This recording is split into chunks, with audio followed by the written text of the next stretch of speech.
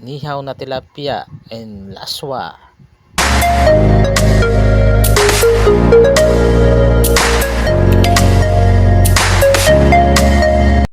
Mga kasaksak, kain tayo. Yan, first bite. Yan, ang sarap. Ano pala yung ulam namin dyan? Inihaw na tilapia, tapos niluto ng aking asawa, laswa. Ang laswa, mga kasaksak, ano yan, lutong Ilonggo tawagin sa amin. Tapos yung dito at sa Ilocano, dinengdeng, ganun.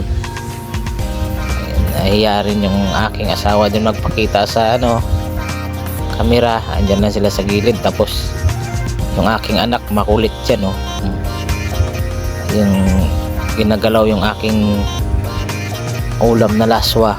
Ayan, sarap ng gulay, napaka sobrang sarap talaga. Pag ang pagkain mo simple lang, talagang babalik talaga yung lakas mo.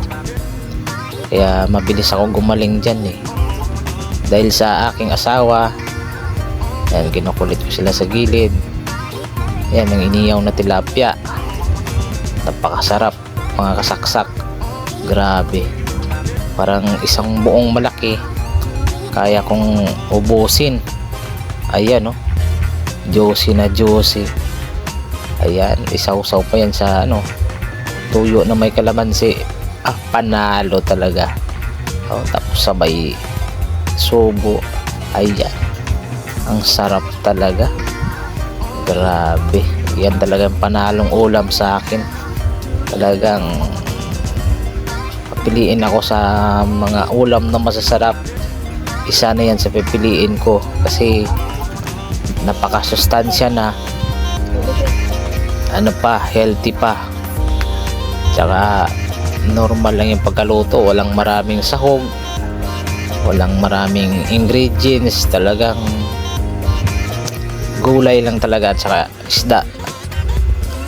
Napaka solid na ulam. Kaya the best talaga yung asawa ko magluto. Kaya masarap mag-alaga, mabilis ka gumaling dahil sa alaga ng aking misis. Hindi talaga ako may hinaan ng loob. Talagang lalaban ako sa buhay, lalaban ako sa aking saksak. Kasi pag ganyan yung nag-aalaga sa'yo, talagang gusto mo pang mabuhay. Ang sarap mabuhay.